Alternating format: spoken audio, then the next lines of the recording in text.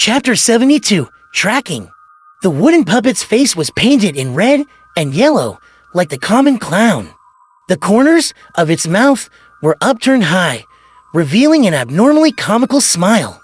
Its lips parted to reveal a dark and deep mouth.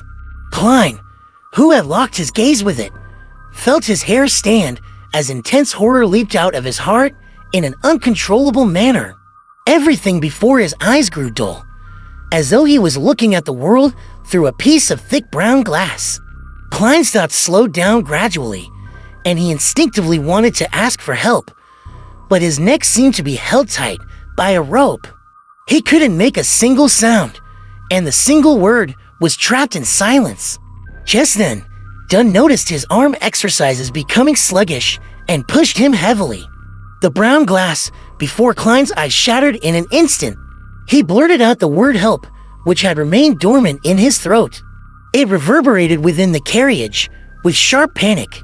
"It's getting stronger," Klein spoke in a very certain tone. Being next to a strange sealed artifact like 2-49 really placed on in terrifying peril if they were not careful. No, it was totally impossible to guard against it. It could only be avoided through other methods. "It's normal," Ira Harson said steadily, nodding. Lorota chuckled. "It seems to like you. Don't worry. It is a relatively less dangerous grade to sealed artifact." In her naturally languid voice, the puppet whose joints clearly reflected a human stood up. It began tottering towards its left. Its action was incomprehensible, just like a steam engine that someone had rusted due to a lack of lubricating oil. Robot Dance Klein suddenly had a few Chinese words pop into his head. He had a new guess of the danger 2049 posed. "It assimilates the living things that it seizes control of. If I am not woken up in time by the others, would I have become a human-sized puppet? A real-life Barbie doll?" Just as thoughts flooded Klein, Ira Harson was awoken by Dunn. He extended and bent his arms as he pointed in the direction that the puppet was walking slowly towards. He said to Leonard, who was driving the carriage, "Over there." Leonard couldn't make the carriage pass through the building, so he had to detour. During the detour, 22049 constantly adjusted the direction that it was facing. It acted like a compass that pointed towards the Antigonus family. Upon seeing the scene, Klein, who was constantly exercising his arms, nearly burst out laughing under the tension. "I heard that 22049 was created by the Antigonus family. Is this an act of loyalty, or the perfect example of screwing things up?" Leonard drove the carriage according to Ira Harson's occasional instructions. Whenever the strange puppet 2049 walked to the edge of the carriage, Ira Harson would pull it back and start it all over again. Every time that happened, its mouth would open and two people would be under its influence simultaneously. Klein's taut feelings gradually began to relax. He realized that sealed artifact 22049 was not as scary anymore. As long as there were more than 3 people present and they constantly maintained their arm motions. If they made sure to wake their partners in time, 22049 was merely a puppet with slightly unique characteristics. The carriage traveled at high speed and quickly arrived at the harbor, where warehouses were clustered. After circling a few times, they confirmed that 22049 intended to enter the innermost grayish-white warehouse. Ira Harson's expression turned solemn. He grabbed the puppet carefully and stuffed it back into the black chest. Thump, thump, thump. Under constant ferocious knocking, Ira woke up again and again. With the help of Borgia and Lorota, as he activated the mechanism with great effort.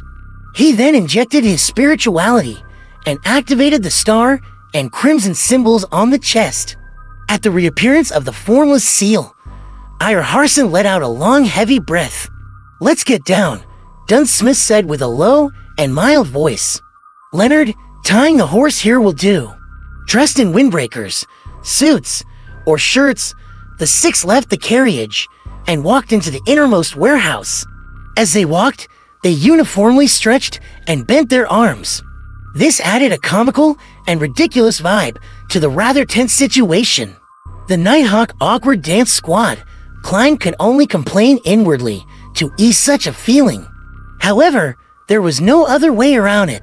According to his observations, 2 to 49 first affected the upper body. Therefore, to detect it in time, to prevent a more dangerous situation from developing, they only had the choice of extending and bending their arms, shake their necks or bodies. However, the latter only made one look like a hooligan. As for actions like blinking eyes and striking one's eyebrows, they were either too easily ignored or the action was too big. Neither was a good option. This awkward dance squad is better than Causeway Bay. One triad members Klein sighed in resignation and followed Captain Dunsmith and company. As they approached the warehouse's door, the deeper his anxiety and worry became. No one knew what kind of effect the notebook had on Ray Bieber. If something dire happened, Klein did not dare pin his hopes on transmigrating again. Furthermore, he discovered that he could still be injured and bleed while chopping ingredients for dinner. The speed at which he recovered at was normal too. He wasn't some kind of monster that was impervious to combat or death. As they walked, Dunn suddenly lowered his non-moving hand and made a pressing gesture to beckon everyone to stop 10 meters away from the warehouse's door. Klein, divine if there is any danger in the warehouse. It'd be better if you could tell the level of danger, Dunn said as he turned his head to Klein. His gray eyes looked deep as usual. There was no fear. Klein gave an unnoticeable nod and stopped the hand exercise. He extended his right hand to his left cuff and removed the silver chain that had a hanging piece of topaz. As he was still moving his arms, Dunn realized his sluggish actions in time and woke him up with a nudge. Klein held the silver chain with his left hand and allowed the topaz to hang down naturally. Simultaneously, he moved his right arm, but with a much smaller range of motion. When the topaz stabilized, he half closed his eyes, outlined the spherical light, and entered cogitation. He then mumbled, "There's danger in the warehouse. There's danger in the warehouse." After 7 times, he opened his eyes and saw the hanging topaz slowly going in clockwise circles. It turned faster and faster, and in the end, Klein felt like it was pulling his left hand. "There's danger, great danger," Klein replied honestly. Clockwise meant affirmation to the chanted statement, while counterclockwise meant denial. 2 other Beyonders, even a mystery prior, using spirit dowsing could only determine if there was danger, but it was unable to obtain information regarding the level of danger. However, Klein discovered that when he used spirit dowsing, the pendulum would spin at different speeds, revealing the degree of the answer.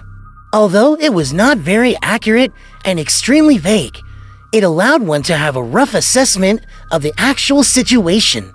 As expected of a seer potion, Klein was rather happy with the outcome. Just as he was about to put away the topaz pendulum, Leonard Mitchell, who had maintained his silence, suddenly spoke. "Divine if there is danger around us also." Dunn nodded in agreement. "Yes, I am worried that the secret order will not give up and that it has placed Ray Bieber's house under constant surveillance. They could have followed us here and could cause trouble at a critical moment." Klein took a deep breath and entered a calm, ethereal state once again. When the silver chain turned stable once again, he recited in his heart, "There is danger surrounding us. There is danger surrounding us." After repeating the statement, Klein opened his eyes and looked at the silver chain.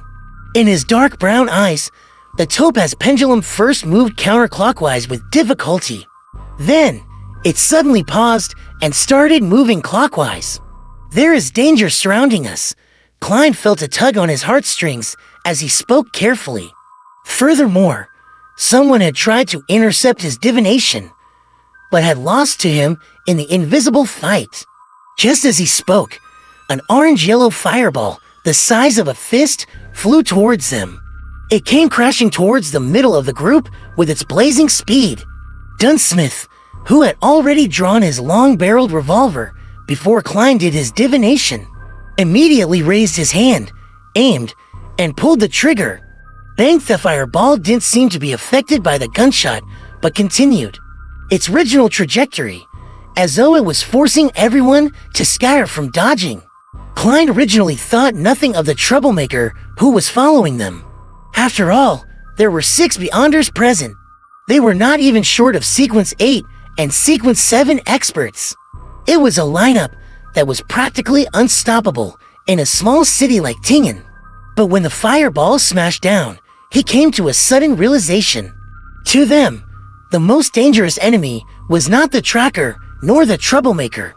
It wasn't even Ray Bieber, who was in the warehouse in an unknown state, but the sealed artifact to 2049. Once they dispersed and the battle began, they wouldn't be able to wake each other in time. Then, they would turn into real-life puppets one after another. As these chaotic thoughts bombarded him, Klein was pulled by Leonard aside to dodge the fireball. Without the time to feel anguish for his clothing, he saw the Nighthawks split off into 2 groups while dodging. It was done very orderly. Poof! The orange yellow fireball landed on the ground, but didn't stir one bit of dust. It disappeared as though nothing had happened. An illusion?